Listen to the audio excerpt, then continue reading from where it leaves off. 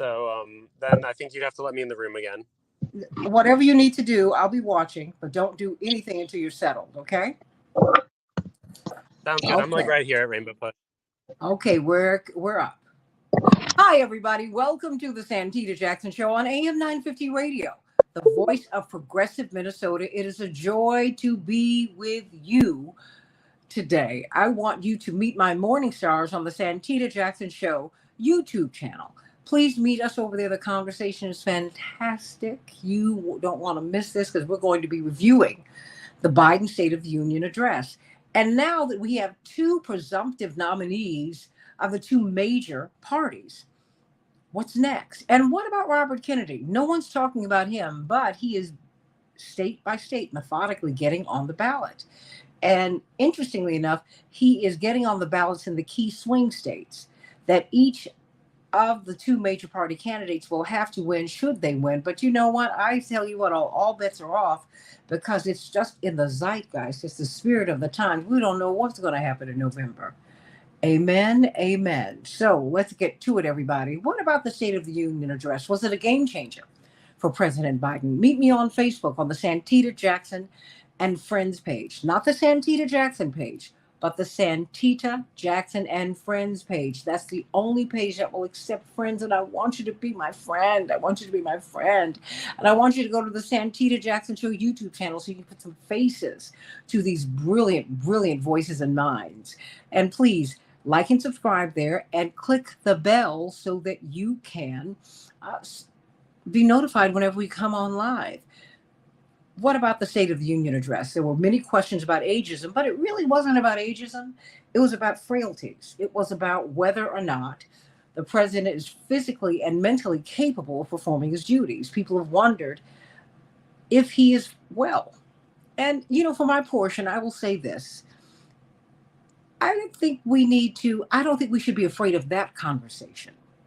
I mean, the fact is, you shouldn't throw the baby out with the bathwater. If people are struggling with their health, and most of us at some time or another will be doing that, I think we have to be understanding. President Biden had two major episodes nearly 40 years ago that nearly killed him, and they were brain related. And yet he survived. He held on to his seat and continued to serve, as he does to this day. There's nothing wrong with that. There's nothing wrong with having a human frailty. Reverend Jesse Jackson said famously on July 17th, 1984 at the Democratic Convention, I'd rather have Roosevelt in a wheelchair than Reagan on a horse. How about that? So much for human frailties. We all have them. We all have them, and we all have to live with them. We all have to live with them. So I'm glad to know that he had a triumphant speech, but that was in terms of style. What about substance? What did you hear? Many people, we have heard Attorney Gerald Griggs, the president of the Georgia NAACP, and indeed in states like Georgia and Mississippi and Texas, they have the highest incidences of voter suppression and voting rights violations. He's been calling for an executive order on voting rights. What about that? That would be a bold move. Remember, the Emancipation Proclamation was an executive order. It changes the conversation. It only lasts the duration of a presidency, but at the very least, it changes the conversation. It normalizes things, if you will. But what about the migrant crisis? How will that be resolved? What about Gaza? Building a port? Are they really building a port for aid, or is it for trade? That is one of the most gas-rich and oil-rich areas in the world. More than trillions of square feet of gas and oil are right there just off of Gaza. There's a lot going on. So let's talk about this with this tremendous panel. We've got Aaron Niederman from If Not Now, a gathering of tremendous young Jewish activists who are in coalition with so many people calling for an end to the apartheid in Israel, but they're also calling for human rights all over the world. They're saying not never again just for us, but never again to anybody. Attorney Anastasia Sanat, president of the Haitian American Illinois Association. Indeed, she's one of the nation's foremost experts on immigration law and one of the foremost advocates for immigrants. And of course, from the national leadership team of Rainbow Push, Reverend Dr. Todd Yeary, who's the senior pastor of the iconic Douglas Memorial Community Church in Baltimore, Maryland. Reverend Dr. Yeary, let me begin with you. You last week cautioned us to open our eyes, open our ears, and to really understand what we would be watching on Thursday night. You said the president will be speaking to several audiences, as people are. You know, it's a funny thing. We have to remember that even when you run for office, you have to remind your supporters that now I am the representative for everybody in the district, everybody in my state, everybody in the country, everybody, whether they voted for me or not. And I have to be sensitive to that. I have to be sensitive to that. Something my brother, Congressman Jonathan Jackson, and I speak about often. He said, you know, of course I'm for ceasefire, at least ceasefire. Of course I believe that Palestinian justice is married to Israeli security. That having been said, uh, I have to understand the anxieties of my Jewish constituents, you know, who who decidedly have a different point of view. I have to understand that. And I have to be patient.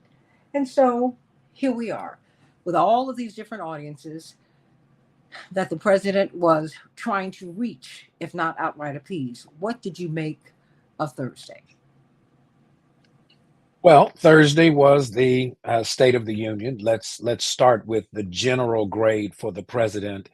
I would give him overall a B, and I would give him a B because he exceeded expectations in terms of his his energy, his capability, his clarity. And so I think many of us went into the State of the Union being cautious. I wouldn't even say we were cautiously optimistic. We were just cautious.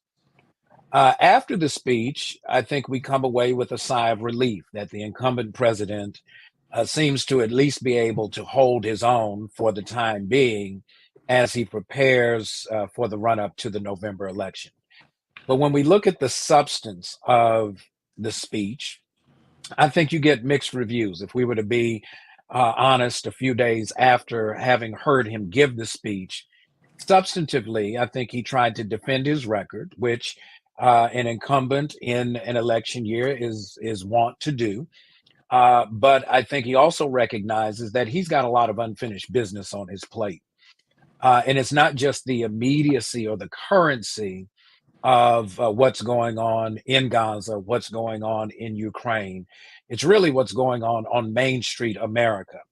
And when we consider that the economic challenges, even though he touted that gas is lower, it's not low. When President Obama left office, it was under $3 a gallon. We've been flirting in the mid threes in most places of the country, and if you go to California, it's really over the top. And so the economy is still the Achilles heel.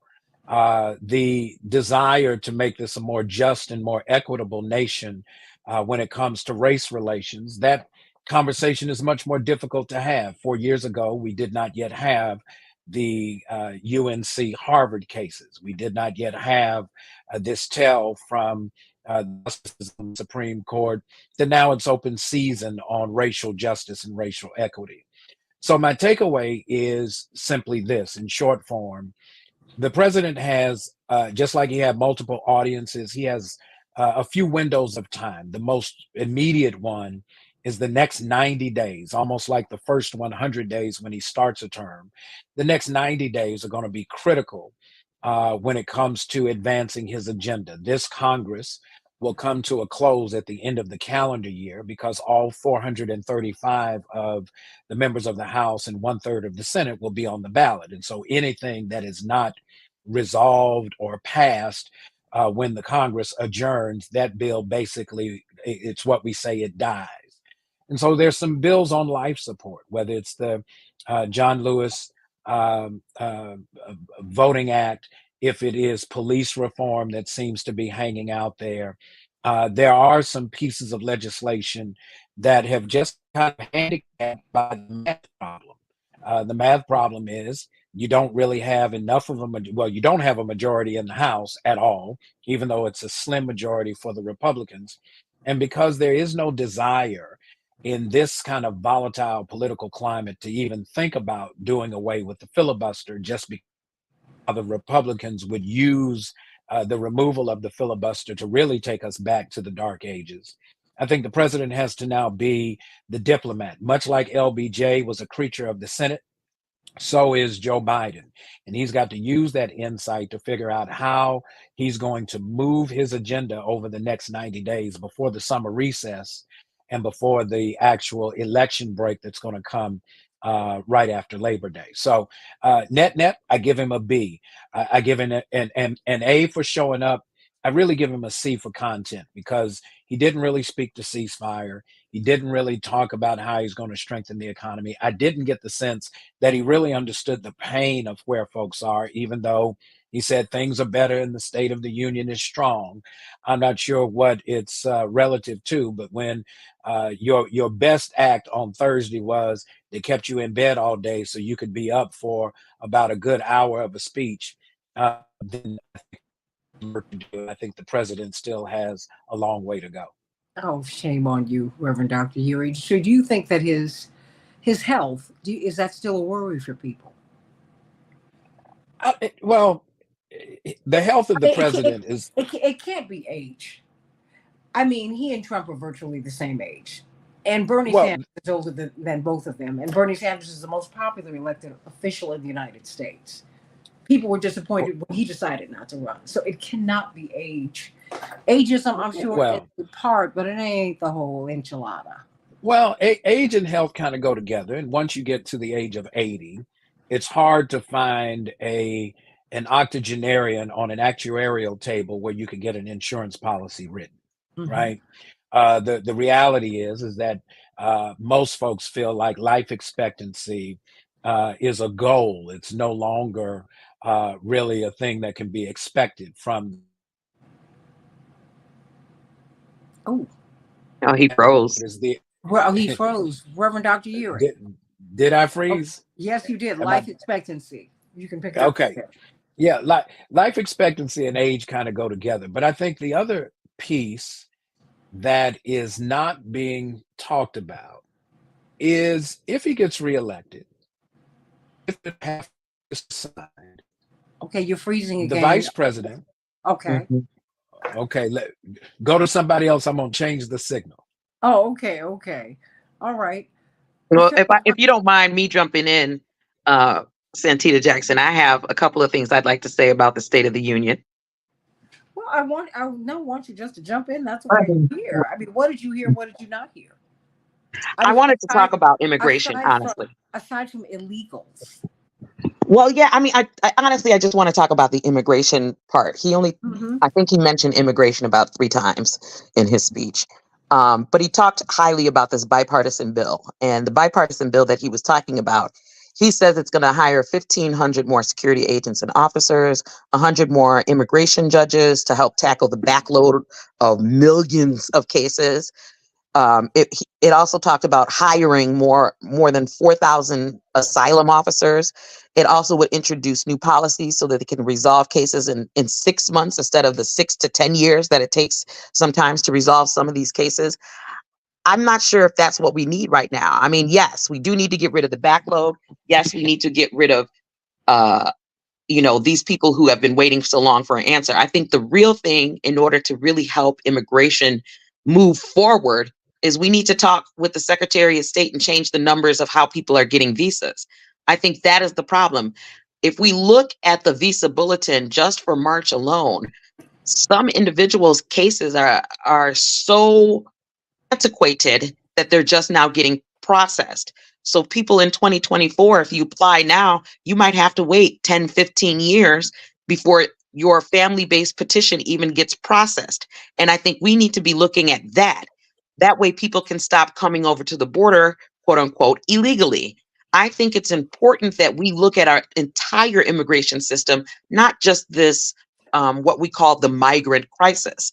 I mean, here in Chicago, Illinois, I should say, but really in Chicago, I was approached by the Metropolitan Family Services, and they've got an award from the Illinois Department of Human Services in order to address the migrant crisis that is new to Chicago.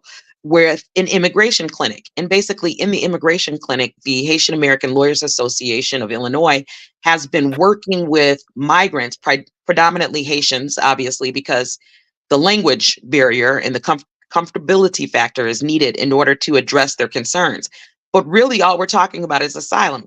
Very, very seldomly have we been able to really get to the point where we're talking about other types of visas, U visas, T visas, SIJS visas, VAWA. There's so many different types of way to get into the country as an illegal, but there's also still legal ways. I think employment-based immigration, I think family-sponsored petitions all need to be addressed. And I think people are ignoring the fact that many of the countries, right, that come with color don't have as much opportunity in order to enter the United States through these family-based petitions and employment-based petitions.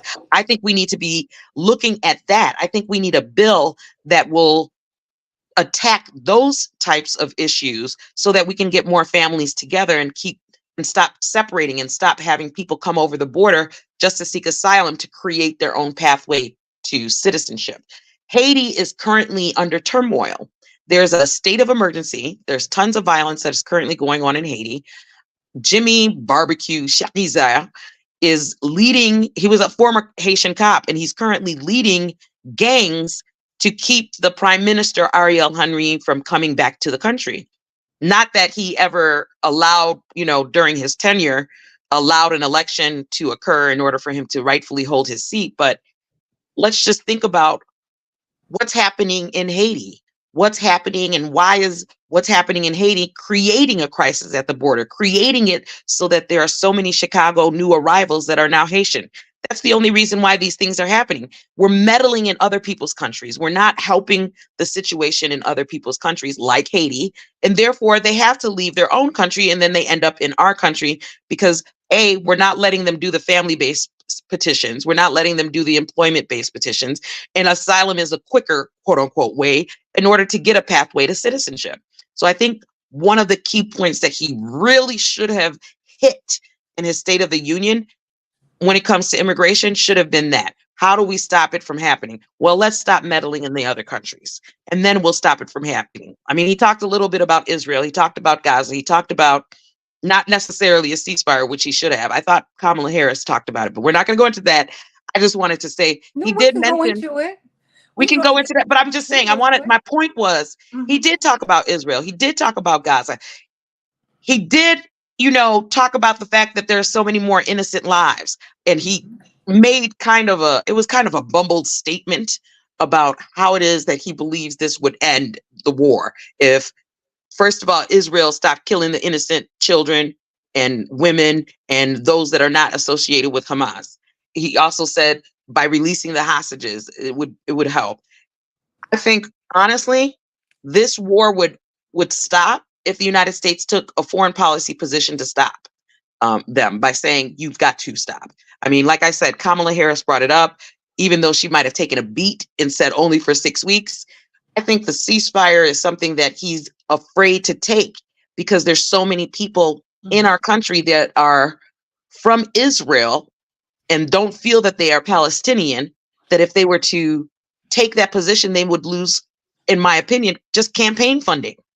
I think it's all about campaign funding. I think he's just worried about that. Well, because they're not a majority in number. And the point that I made with you earlier on Reverend's Keep Hope Alive show was that the vice president it is not her, or in other cases, his role to go rogue. If you go rogue, you have to be eliminated. That is not the way that's not what that job is built for. So she was not stepping out there past the president. What she was doing was stepping out there to take the hits like she's been doing on migration, on migrants and immigration. She's been given the tough stuff, and they're sending her to the Black community to sell that message. People are not calling for 6 weeks. They're calling for a ceasefire, period. And so it was more of like it was like a card trick. And I hated to see that happen because a majority of Americans they want this to be ended. It makes America much more vulnerable to be in this position. All over the world, people know that we are funding this. It puts America in a horrible position. But we've been doing this for a long time. But look at what he said about Russia. He talked about Putin. I thought he implied that Putin is the next Adolf Hitler coming. Which I thought That's was what I ridiculous. took from his statement. Which I Because thought why else would you mention it? I just thought, okay, so you think Putin is the next Hitler. If you think Putin is the next Hitler, why aren't we doing more? Right? I understand that we want to support Ukraine, but when we're supporting Ukraine, are we really putting ourselves in a situation where all of our allies, including the new ally that joined NATO, Sweden, into a situation where we're going to end up in World War III because this is the next Hitler? Well, I mean, the thing is, we did that with Saddam Hussein. We did that with Muammar Gaddafi. We do it all the time. It's just stop it. The fact is, you now have many American business persons and business persons all over the world who are saying, stop doing this demonizing. You are moving us into World War III. This is not a good thing for us. It's just not a good thing. It's not. It's just, and we demonize people and it's convenient, and then we move on to someone else to demonize. But do we have an obligation to continue to support Ukraine with weapons, even if we're not supporting them with our soldiers? No. I always felt that going into Ukraine, that's just my personal opinion, I've always felt that it was a bad idea. Do I think that Putin should have gone in there? No, but we should not have broken our agreement with Russia when, number one, we should not have overthrown the democratically elected government in 2014. That is Ukraine. That's what America did. That was wrong. But we also cut a deal with Russia when Germany reunified. We said, we will not. They said, okay, we're going to reunify. Boom, great. And then America said, okay, we will not, because NATO is the United States, we're not going to move eastward. We lied. Almost the next day, we broke the agreement. You can't do that. It makes you untrustworthy. You can't be a partner when I can't trust you. And the thing is, now Americans are we're cutting all of these checks to Ukraine while Americans are suffering. Right. But he tried to clarify in his speech when he said that Putin of Russia is on the march, invading Ukraine and sowing chaos throughout Europe and beyond. He tried to say, honey, if you want to get into a fight with Putin and China, be my guest, but I'm not going to be a part of it. I'm not fighting with half the world. I mean, no one is on our side on this one. Let's just stop. We got our own problems right here. And every time Ukraine and Russia have had an opportunity to have a peace agreement, America has told them not to accept it. I mean, just ridiculous. What are we doing? We can't afford this. This is ridiculous. But don't we make the weapons? Aren't we making money by allowing our American citizens to create the weapons that we then send overseas? All the money is coming back to America's military industrial complex. And you know what? You know who's not winning? Americans are not winning. We are. I mean, people are taking animal grade insulin. American children, more and more, are going to bed hungry, and women and men. This is ridiculous. We can't do this. Dr. King told us you can't fight poverty and fight these wars at the same time. It's not going to work. He said it 50 years ago. It got him killed, but he didn't lie. Well, I wish they would just send aid over to Haiti. If you've got money, if you got $60 billion to send over to Israel and another $40 billion to send over to Ukraine, why can't we get $100 billion in Haiti? Haiti would redo the entire country, roads, infrastructure, everything. You know what? If we get out of Haiti and stop taking all of your resources, Haiti could do it for themselves. How about that?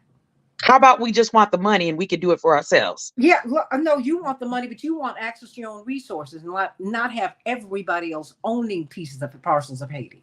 Exactly. I mean, if we're going to think about Jan Schakowsky is right now considering a bill that we had given to her about a month ago. And in that bill, we wanted a 2-cent l'ouverture bill, which would basically say, A, stop meddling, B, we get money, right?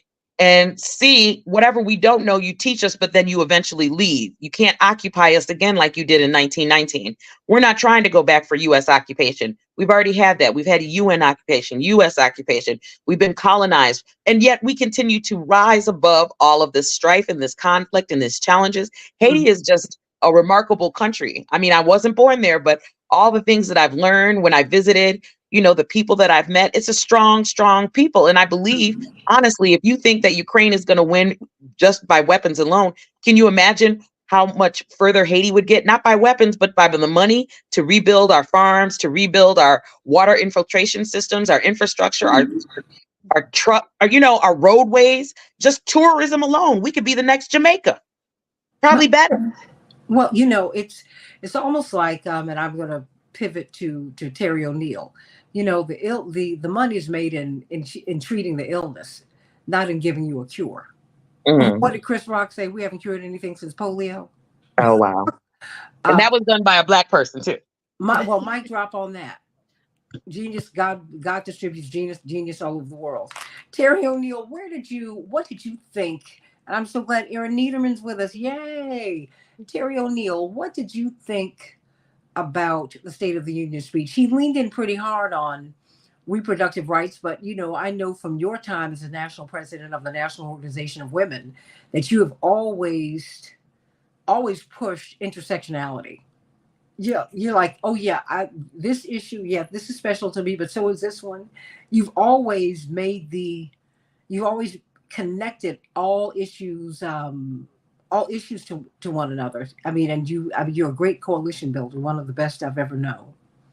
Oh, thank you, Santita. Yeah. Okay. So overall, I thought the State of the Union speech was much better than I expected. Now, maybe the White House did a great job of keeping expectations extremely low, but mine were very low, and he very much exceeded my expectations. On reproductive justice, as I call it, President Biden didn't say the word abortion, which is a little annoying, because, but to be clear, 1 in 4 of us, 1 in 4 women will have an abortion by the age of 45. It's a common and necessary aspect of our basic reproductive health care.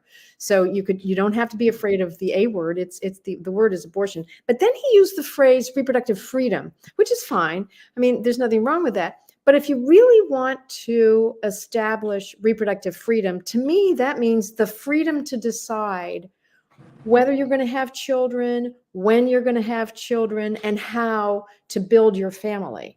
Okay, well, let's unpack that for a second. If you really had reproductive freedom, you would have a livable wage, because you can't actually start your family unless you have a solid economic financial situation. You would have free college because frankly, most women cluster in the lower paid occupations, and disproportionately women of color cluster in the lowest paid occupations that don't have healthcare benefits and they don't have pension plans. So if you're going to have reproductive freedom and actually be able to make a choice about when and how to build your family, you need healthcare, you need education, you need a living wage, you need safety in your own home, you need freedom from intimate partner violence, and you need safety in your community. You don't need to be over-policed and underprotected, which is what happens in so many communities of color. So to me, reproductive freedom would have to encompass all of those freedoms, if you will, in order to get there. Okay, so I accept that most people think reproductive freedom and they think about maybe just a couple of things. First, access to abortion care and miscarriage care. But second, also, they should be thinking about the racial gap in women's reproductive health outcomes. At least we should be talking about that. Today, Black women are 3 times more likely than white women to die from preventable deaths from complications of pregnancy and childbirth. That's totally unacceptable. But wait a minute, before you go, why is that? So there's a number of reasons. First, historically, the medical profession has taught its people for hundreds of years that African Americans, that race is a physiological thing, which is false. Race is actually a social construct. But medical students for hundreds of years have been taught that Black people have different pain tolerance. That's right. So racism, systemic racism. Thank you, Ms. O'Neill. Well, we don't feel pain. Absolutely. And so there's the medical profession is engaging in systemic racism, but also just general stress of racism, let alone what the medical community is doing. General stress of racism makes pregnancy more dangerous, right, for women. You've heard of the phenomenon of weathering, which happens to Black men and Black women. It's just because you're constantly under stress and your hormones are constantly producing stress hormones. It's really not good for you over time. So that actually increases the danger of pregnancy for Black women. And so it's just all of these things. And then finally, anti-abortion laws make reproductive health care generally less available to all women, right? Because fewer doctors want to go into there because they think they could be prosecuted, and you weaken the whole infrastructure for your reproductive health care provision. And this has a very disproportionate impact on communities of color. So it's this multi-layered reason of why Black women are more at risk when they're pregnant than white women. But the point is, we know these things, and policy can be used to address it. And so I want President Biden to get into that. You know, he knows all the ins and outs of manufacturing and how to build back our manufacturing capacity. Great. Let's let him get in there and know all the ins and outs of women's reproductive health care and close the racial gap. Okay. Well, I mean, so you don't think he leaned in enough on that? I mean, I wish he had done more. I do. But I was very heartened by the fact that he understands this is a fight with people who are disingenuous, right? So I have zero sympathy for the likes of Marjorie Taylor Greene or that very strange thing by the woman from Alabama. You mean the response to the State of the Union? The white girl tears. Did anybody else, you mean Karen? Karen, right? I was like, this is dystopia at its best. This is frightening me. Yes. But I did like the fact that President Biden mixed it up with those people with the members of Congress who were yelling lies to him, and he was like, "Oh, seriously, really? Let me tell you what the facts really." And you think that? Oh, good. Let's talk some more. I loved it. I thought he was calling them out. He was making fun of them. I think he really did a lot to sort of pull the air out of the balloon of those blowhards who tell a lot of lies and try to get elected that way. So, Aaron Niederman, you there? Oh yeah, I'm here. Can you hear me, Santita? From If Not Now, what did you make? Well, we've got ports going to Gaza. I don't think that's for aid. I think it's for trade, because you got all that gas and all that oil there. You know, that's just me just thinking, I follow the money with all of this. Anytime they're making plans, Terry O'Neill and Anastasia Onat and Reverend Dr. Todd Deary, anytime they're making plans to build a luxury community at Gaza on top of all those dead bodies, who does that? You didn't know that, Terry? Yeah, no, I knew that. Yeah, I heard that crazy. A few weeks ago. It's awful. It's just Aaron. Wow. So what did you make? Because I get the sense from young people, from young voters, and for particularly, I mean, you got more than you. The goal was 10,000 votes in Michigan. You got 101,000. You got almost 20% of uncommitted votes in Minnesota, and on and on. It's just it's a growing movement, and many people are saying this is our red line, the ceasefire, and what happens there. What was your takeaway? What did you read into the State of the Union speech? Did you get anything that made you feel more comfortable with President Biden, or did you say you still don't hear me? Yeah, I mean, I think that's a great question. And at least from a superficial sense, like I want to first agree with Reverend Dr. Yeary and Terry as well, in that the fact that he could stand up there and give that address and have that rapport with the audience in that way, I think that did take a lot of wind out of the Biden is completely unfit to hold office crowd sales right here. But aside from that, as a 26-year-old, as a Gen Z who has been organizing specifically for a ceasefire these last 4 or 5 months, it was disappointing, because at the end of the day, it doesn't matter how much aid is going into Israel if there's only going to be a temporary ceasefire. You can build up as much as you want. You can care to all these people that are starving and maimed and people that are mourning the loss of entire branches or really the entirety of their family. But when you have more bombs on the rise, when you're not talking about ending unconditional aid to Israel, then it doesn't really matter. And so for me, it was really disappointing, especially because at the top, he said, now is an unprecedented time in the history of our union.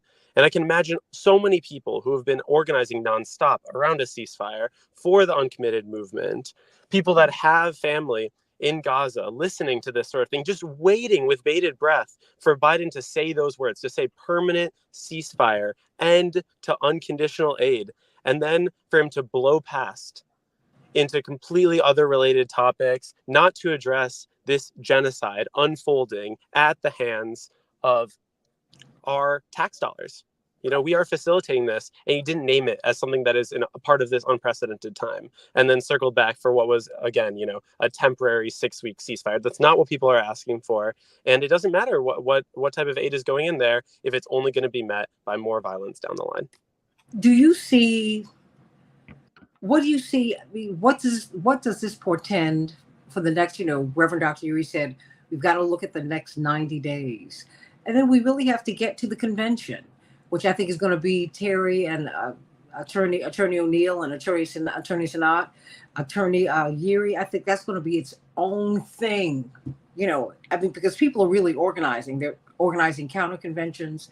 They're doing more organizing for protests and demonstrations outside of the convention than they are inside of the convention. Chicago's really, I think, going to be quite the place to be in August of 2024. What is your position unmovable, Aaron Niederman? Yeah, and I'll speak for myself on this issue too. Rather than on behalf of If Not Now, or all the other Gen Z folks that come to mind here that I've spoken with. I think that what we really need to see is a substantive difference between Biden and Trump, and what we really need to see is some sort of responsiveness from him to see that he actually is listening to all of these people organizing and taking action collectively around the United States. And so at this point, I will say I am movable, but it will take a lot. It will take a permanent ceasefire.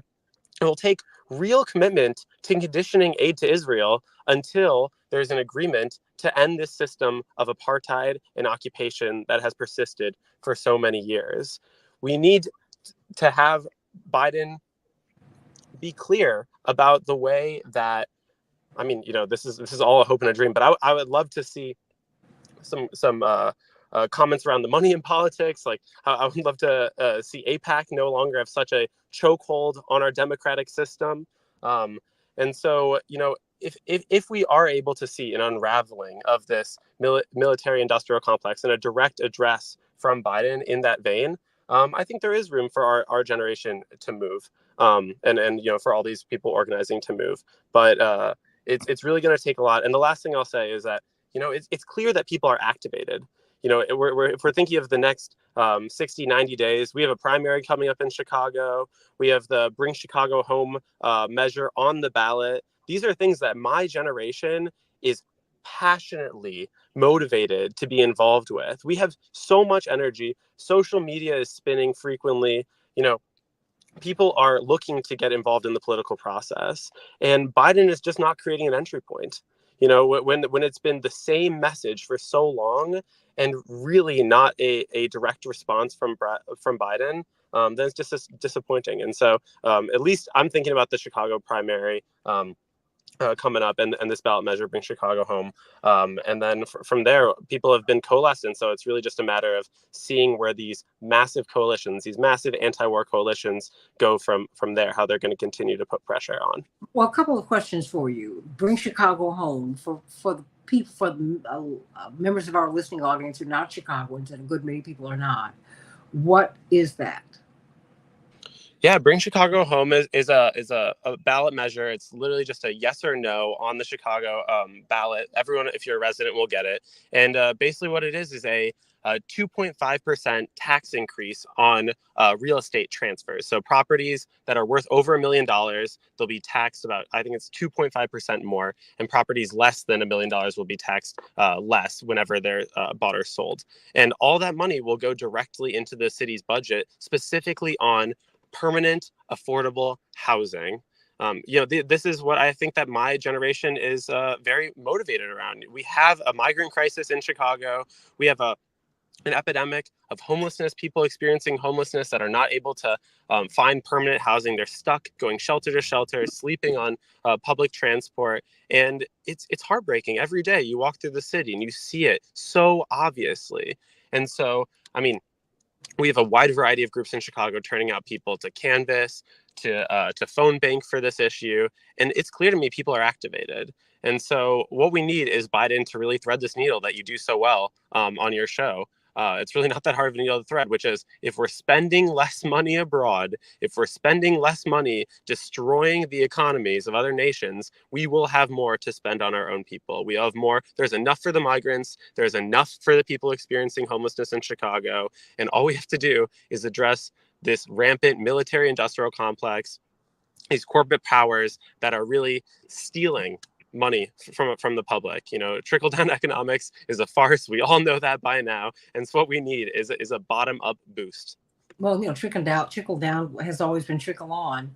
We knew that 40 years ago. I'm glad people are now getting that. But before I pivot from you, I just heard you say something with ceasefire. You haven't stopped the ceasefire. You sound like Terry O'Neill in that you're connecting this to the occupation and other issues. So discussing the ceasefire, am I right? Is that it's not enough for you?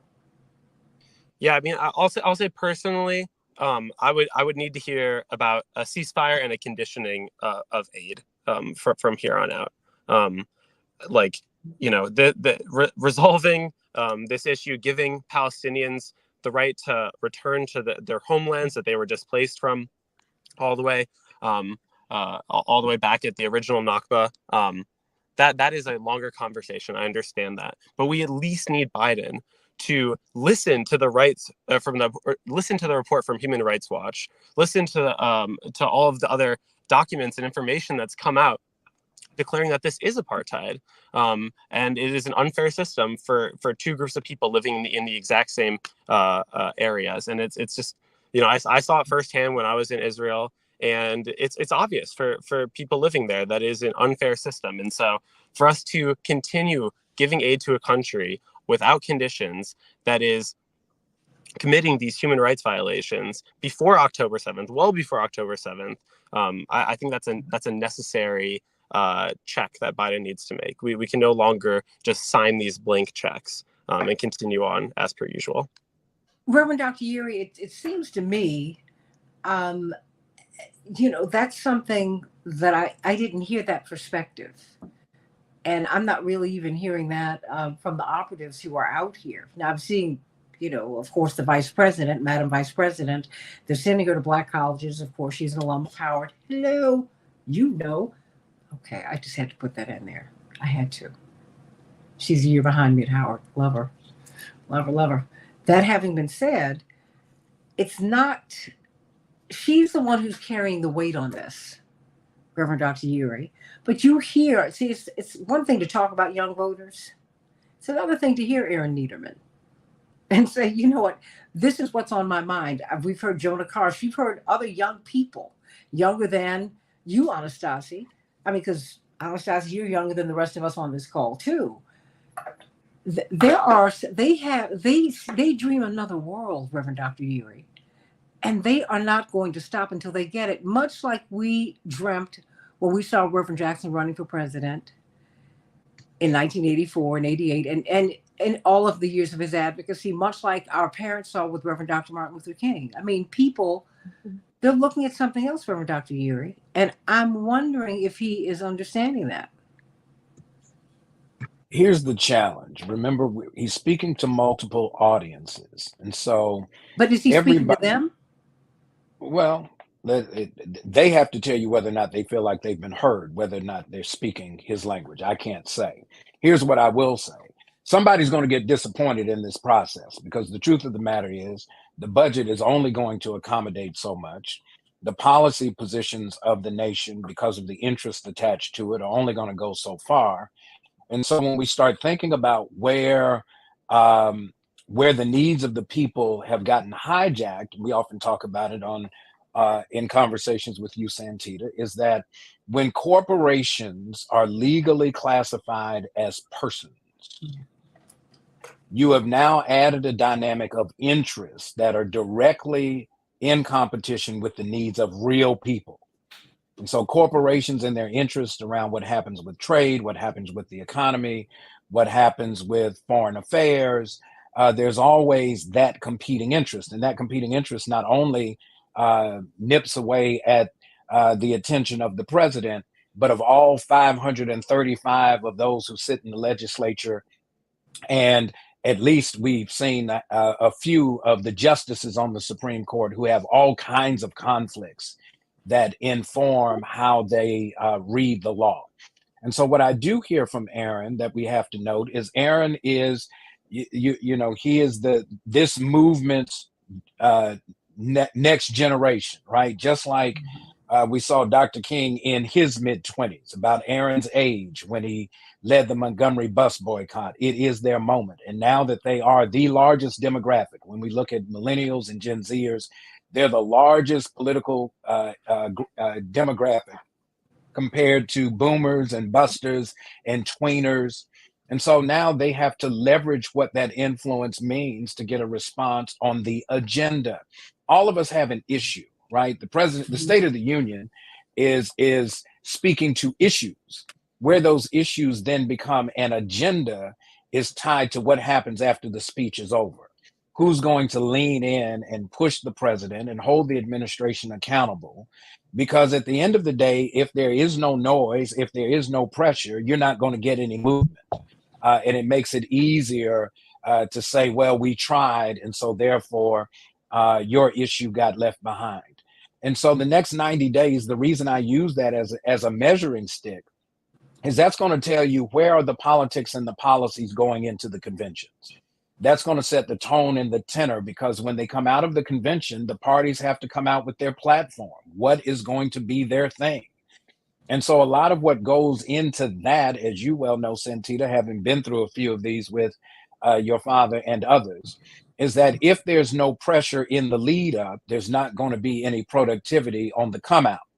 And so we've got to make sure that as if not now, and the Gen Zers and the millennials and women who are looking at the variety of what it means to deal with, quote, reproductive health or abortion or whatever it is, the messaging has to be suited to whoever the audience is going to be. And not everybody's going to hear the same message. It's the thing that complicates my life every Sunday morning, because I have one sermon, but I have to try to figure out how is it going to speak to the realities of a diverse congregation that may not be coming with the same perspective that I bring. The president has to figure out how he's going to preach it, but what he's got to be clear on is the text. See, you can't just stand up and start saying words if you don't have a text. What are you grounding as the principle, the guiding principle that is informing why you do what you do? And it cannot be simply because you want another 4 years and you're trying to prove to everybody that you'll live long enough to get through 4 years. That's really what he was trying to do in that State of the Union address, to tell us, hey, I'm still in. And then don't show me doing a lot of walking, because my gait isn't what it once was. And I'm a little unsteady on my feet. And if I am graced enough to live long enough to be 80, I'm sure that may be part of the slowdown that comes with it. As Dr. Gardner Taylor told me once upon a time at the Progressive National Baptist Convention, I asked him how he was doing. He said, I'm doing fine, but let me tell you something. Don't get old, because while it may be desirable, it is so inconvenient. And so it's the inconvenience of his age that is troubling him, and he's trying to figure out how to deal with it while he runs for another 4-year term. And so women have to speak up. Young folks have to speak up. Folks who are concerned about justice in Gaza have to speak up. Folks who are pushing for voting rights have to speak up. And we cannot just take the soothing that we thought we got on Thursday night and think that that's going to be enough to get us over, because the reality is you still have an intransigent Congress that is absolutely anathema to moving anything that's going to be anywhere close to a progressive agenda between now and the convention. And the only way they're going to find some courage is that the people are going to have to light the fire under their behinds. That's the only way it's going to get done. Well, now that's elegantly put, and that's the truth. I've got 1 minute for you, Anastasia Sanat, Attorney Anastasia Sanat, President of the Haitian American Lawyers Association of Illinois, and 1 minute for you, Aaron Niederman, If Not Now, and the Poor People's Campaign. Attorney Sanat, 1 minute.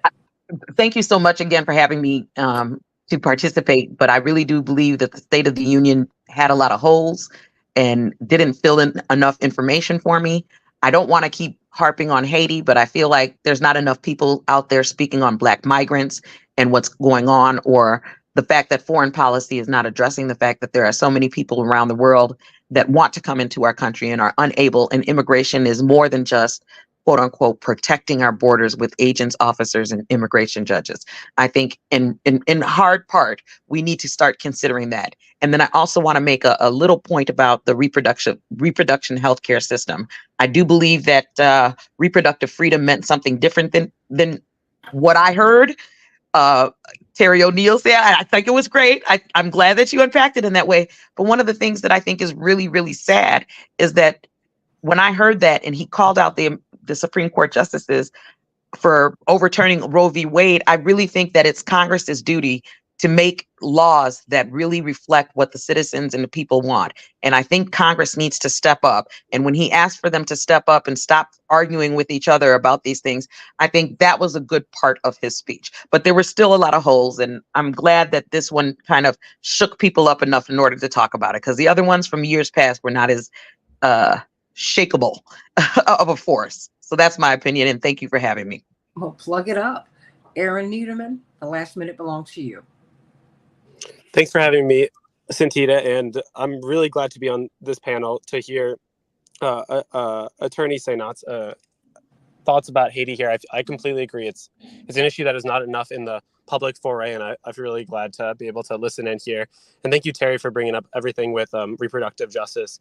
It was definitely not exactly the framing that I would have wanted on that issue.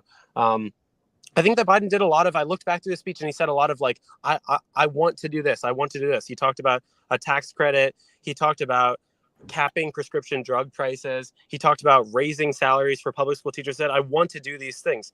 And for me, that's disappointing to hear that from our president. Why have you not done those things? He acts as though he does not, he's been pushing every day on these issues. And I really just don't think that's the case. And maybe the last thing I'll say here is that I was part of this 24-hour vigil in Chicago for Gaza that happened concurrently with the State of the Union. And we had two presenters, Ari Bloomkatz and Iman Abdelhadi from University of Chicago, give a State of the Genocide address. That whole address is on truthout.com. And that for me was the messaging that I wish I heard. And so I encourage your listeners to check that out, because it was a powerful address. It speaks to the hearts and minds of my generation and many of the people that are organizing for this ceasefire, about like what we really hoped Biden would have said, and whether he would have listened to all these uncommitted voters that we've seen swirling across the nation. Thanks, Santita. Absolutely. Let's continue the conversation on the Santita Jackson Show here on AM 950 Radio, the voice of progressive Minnesota, and the Santita Jackson Show YouTube channel. Back in just a minute.